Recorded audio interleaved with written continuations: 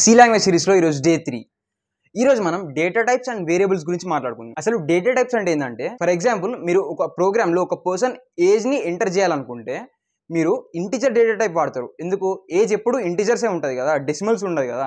Then ఒక person వెయిట్ని enter చేయాలనుకుంటే float అనే డేటా టైప్ వాడాలి. ఎందుకు?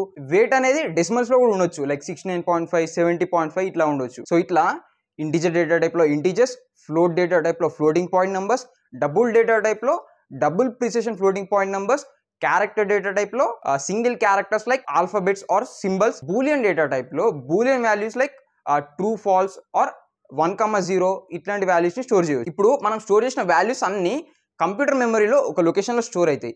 ఇప్పుడు మనం ఆ వాల్యూస్ ని ఆ లొకేషన్ ని యాక్సెస్ చేయాలంటే ఆ లొకేషన్ కి ఒక పేరు ఇవ్వాలి. ఆ పేరే మన వేరియబుల్ నేమ్. ఫర్ ఎగ్జాంపుల్ ఇంట్ ఏజ్ ఈక్వల్స్ టు 18 ఉందనుకోండి, అందులో ఇంట్ అనేది డేటా టైప్, ఏజ్ అనేది వేరియబుల్, 18 అనేది డేటా. అండ్ ఆ వేరియబుల్ ని కంటైనర్స్ లాగా కూడా అనుకోవచ్చు. అంటే ఏజ్ అనే కంటైనర్ లో మనం 18 అనే డేటా టైప్ ని స్టోర్ చేస్తున్నాం అన్నట్టు. ఈ వేరియబుల్ నేమ్స్ ఇవ్వడానికి కొన్ని రూల్స్ ఉన్నాయి, ఎట్లా పడితే అట్లా రాదు. First one, variable name must start with an alphabet or an under score.